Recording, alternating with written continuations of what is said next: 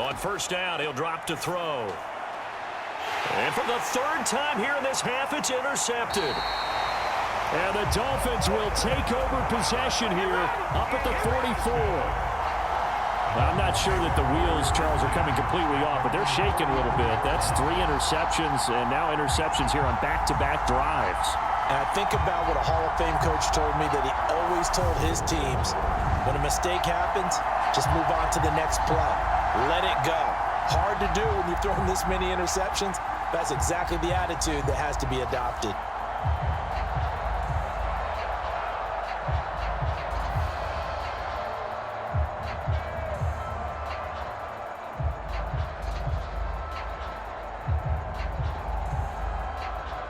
Good starting field position for the Dolphins as they have it 1st and 10 at their own 44. They'll start out here with a jet sweep. And a pretty good burst there as he'll get this across midfield and down to the 46. Give him 10 yards there, and about by the nose of the football, he's going to have a first down. Boy, an effective play there, getting their wideouts involved in the run game. And what they're always hoping on that type of a play, that they can get to the end of the line and have a chance to turn it upfield as he did there. That means they controlled the blocking and took care of the defensive end or the outside linebacker to give him that lane. And I guess I need to clarify, I said getting their wideouts involved in the run game, but of course that was actually a pass as he popped it forward. And he's going to be marked down just inside the 35. You can see the time and effort and thought that they put into their passing game because it was evident right there. It looks like a simple pitch and catch, but you and I both know that they have planned for this and worked hard to make it happen.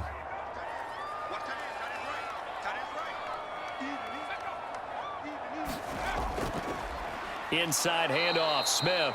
And he is met quickly in the backfield. Down he goes, folded like a lawn chair. This drive starts with 2 steps forward and now 1 back. A pair of first downs, and here a loss of yardage. Defensively, he has been a presence in their backfield in the first half. Had a sack earlier, and now he comes up with a big tackle for a loss. They'll have to deal with a 2nd and 14 now after the loss. Here's Marino. And he'll go down. The Bears get there for the sack.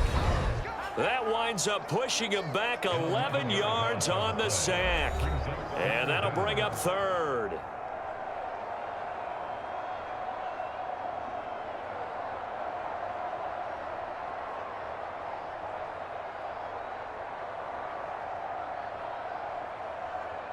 Need something from deep in the bag of tricks here after 1st and 2nd down went backwards. It's 3rd and very long.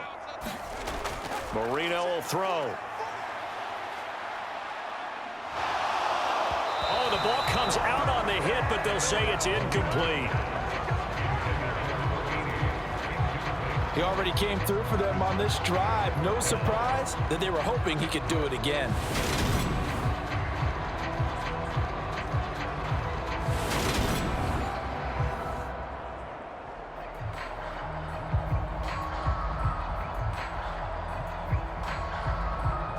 And the punter's on the sideline. Here's the field goal unit now to try an exceptionally long one. And this will be called officially a 66-yard attempt. And this kick is not going to be close. It's well short, well right to boot. And this will remain a 1-touchdown game.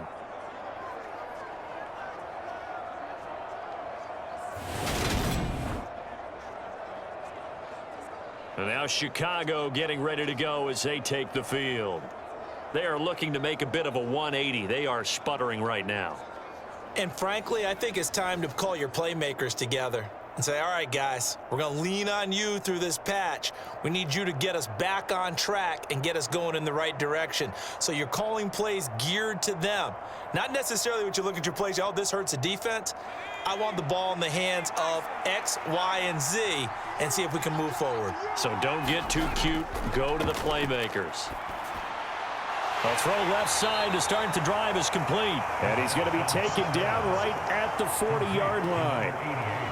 Good throw, good catch, but I really like the route. The drag and being able to run away from defenders, hard to stick with them for that long. Yeah, better against man than zone, or? Better against man, because now you're running away from someone and you're not running into a defensive player in another zone. 2nd and 5. This one hauled in, and again it's Robinson. And they're going to work this down to about the 32-yard line. This has to go down as one of the simpler routes in the playbook, but oh so effective. Nice completion there. Keeps the sticks moving. From the 32 now, here's 1st and 10. Back to throw. Oh, it's a screen pass. That's complete. And he's going to be taken down. Plus, there's a penalty flag in the backfield. They may get 15 more on top of this.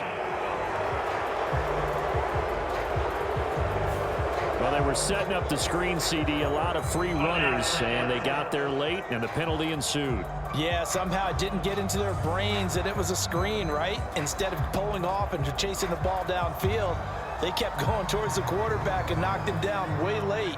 That draws the penalty flag each and every time. They'll look to throw now on 1st down. Looking end zone, but it's incomplete. I know he wants to get his team back in the game, but a 50-50 ball right there that maybe was a little questionable. Yeah, he's pretty lucky to get that one back. I think that sometimes these quarterbacks play with a lot of confidence that borders on arrogance, and that can put your team in some Dutch. Yeah, especially maybe want to look at some safer routes after the interception he had that ended their last drive.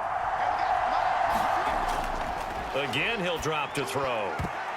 And the timing a bit off that time as that one falls to the ground. But there's an incompletion, partner, and the struggles through the air continue because so far their lack of passing production has led to a lack of points.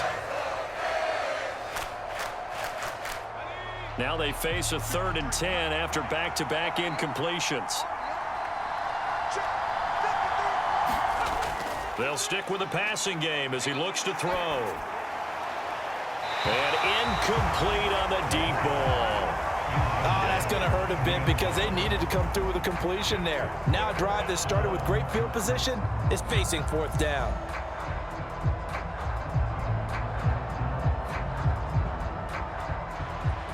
Now we've got a field goal coming up here for Chicago. A 33-yarder from the left hash. And his kick is good. And they are on the board, but still trailing. It's 7-3.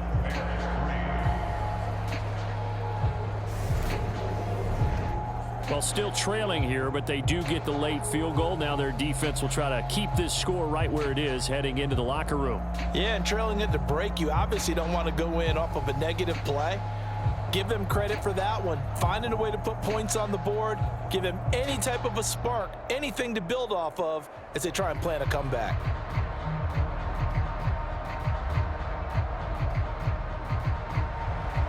The kickoff team on the field now as they will send this one away. From the 6. And a nice return sets him up pretty good here right at the 30-yard line. The Dolphins taking over now late in this first half. And with a 7-3 lead, we'll see how aggressive they want to be.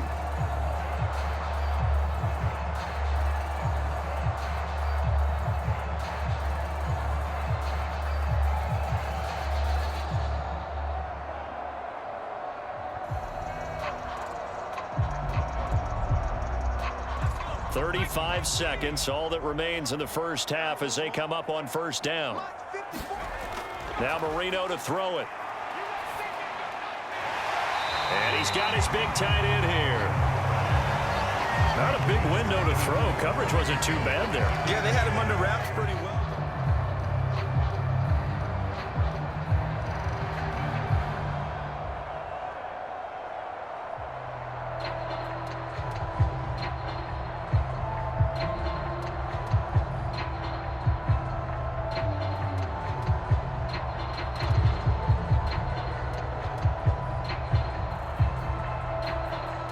So the two teams will head to the locker rooms here in Miami with the Dolphins on top. As we send you up to Orlando to check in with Jonathan Coachman and our EA Sports Halftime Report. Okay, Brandon, thanks very much, and welcome in everyone to our downtown Orlando studios and this EA Sports Halftime Report.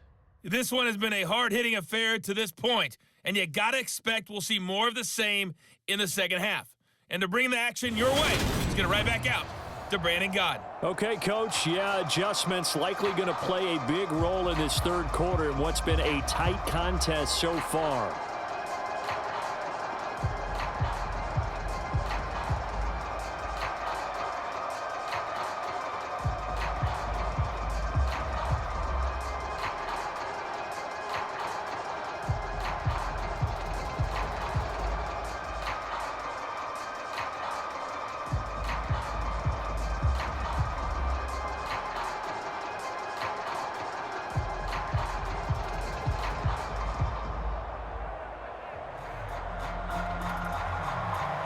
The Dolphins in front, and they'll be in possession of the football first as the second half gets started.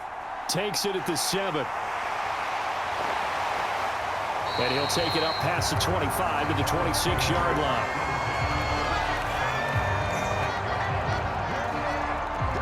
The Dolphins getting set to go back to work here in quarter number 3. And they've got the lead. CD, what do you think the message was at halftime? I don't think the message was too drastic, I think, at the half, or that they need to change things too much. I do think the offensive line could play a little bit better.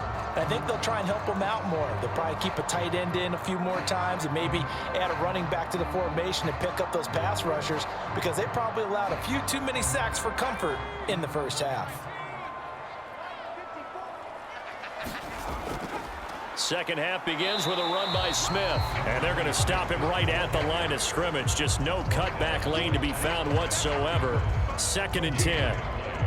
Now, that's a mountain of a man that just made that stop, isn't it? But he's more than that. This guy's nimble and quick. More than a space eater. He just made a great play there.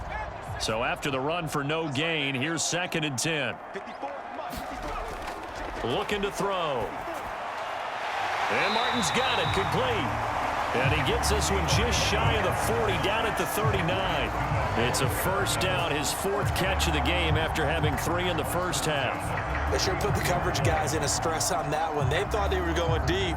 Ends up curling inside for a nice chunk of yardage. So from the 39 now, they'll come up on a 1st and 10. A handoff to Smith, and he's going to be stopped up quickly here. Just a yard up to the 39. In the first half, he was held in check on the ground, but despite that lack of production, they still have the lead. Yeah, and they've got to feel fortunate about that. If they could actually get production from their lead horse, that would help open up this offense and widen this margin, too.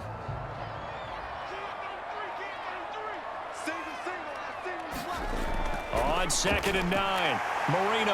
And they'll get him down on the other side of midfield. I got kicked out of that one, partner. You and I talk often about trying to hide receivers in certain situations, but a guy of his size can't really hide him. But the tight end drag route, definitely an effective way to sneak him across the formation for an easy completion and a first down. So into Bear territory now. This is 1st and 10 at the 49-yard line.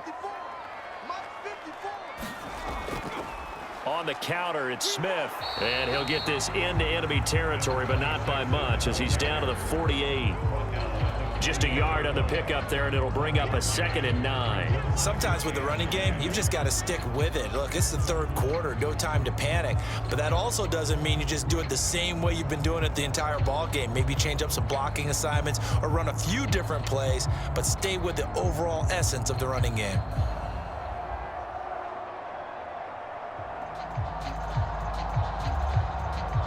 The run only got a yard. Here's 2nd and 9.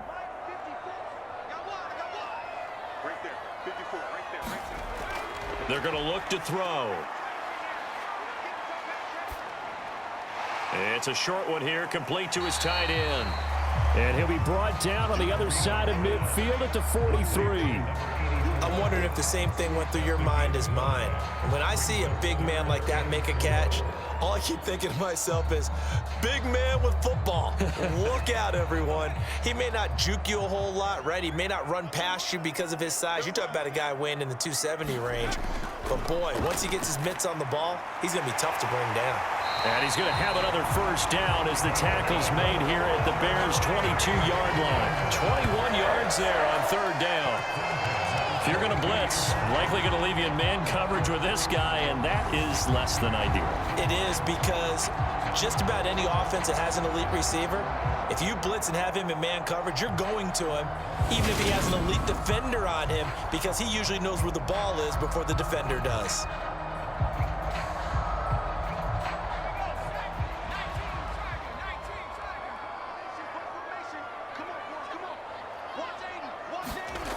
They'll throw on first down with Marino.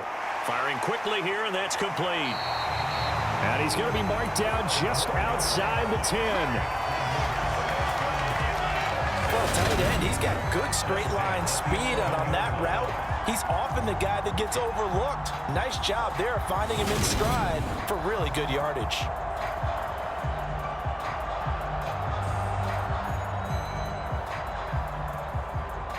Now a 1st and 10 at the 11.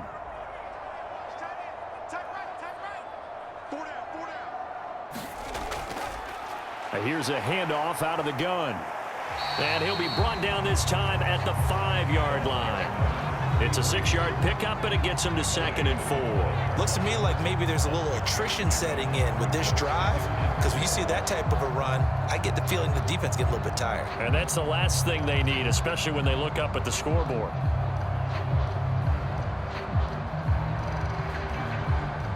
From the 5, 2nd and 4. They go play action with Marino.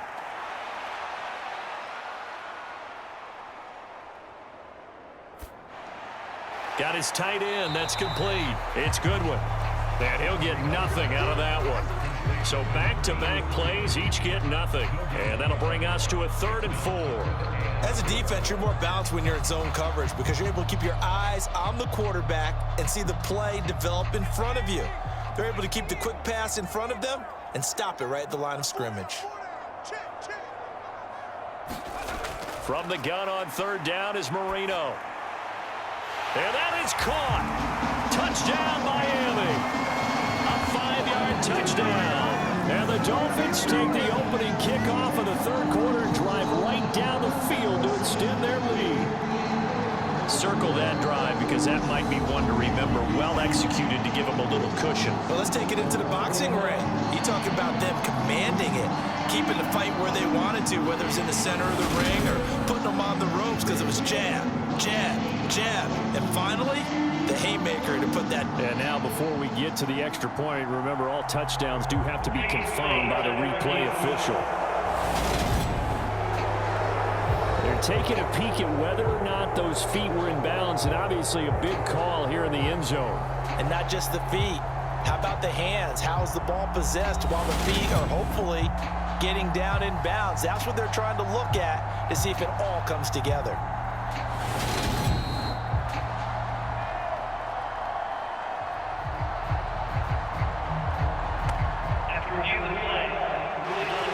So they called it a touchdown originally, and this will stay a touchdown after the video review, so they had it right. Out comes the kicking team here for the extra point. And this one's right through to make it a 14-3 ball game. So that one a long 11-play drive, and it ends with a touchdown for the Dolphins.